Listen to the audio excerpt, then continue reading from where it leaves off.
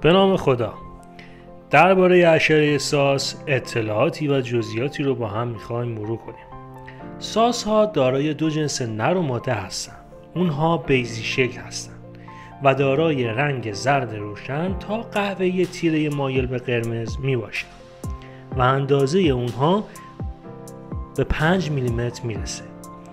بیشتر گزش آنها در زمان خواب اتفاق میافتد و در طول شب از انسانها تغذیه میکنند. گزش اونها معمولاً به صورت خطی یا خوشه‌ای هست و این تعداد گزش بستگی به تعداد حضور ساس‌ها در محل زندگی شما داره. نکته حائز اهمیت این مسئله می باشد که آلودگی زیاد به ساس و وجود افراد دچار کمخونی شرایط بدی را می تواند به وجود آورد. چرخه زندگی ساس به مرحله تخم، مرحله لاروی و مرحله بلوغ تقسیم میشه که بعد از هر مرحله رشدی پوست‌اندازی میکنن که از مرحله تخم تا بلوغ حدوداً 3 ماه زمان میبره. باید توجه داشت که ساس‌های ماده روزانه تا 5 عدد تخم میتوانند بگذارند.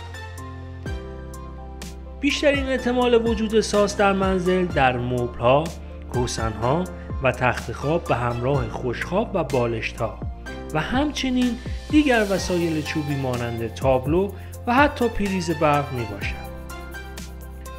چگونه به آثار وجود ساس پی ببریم؟ وجود لکه‌های سیاه در گوشه‌های مبلمان، تشک، شکاف دیوار و همچنین لکه‌های خونی روی تخت و بالش باعث درک وجود ساس در منزل است.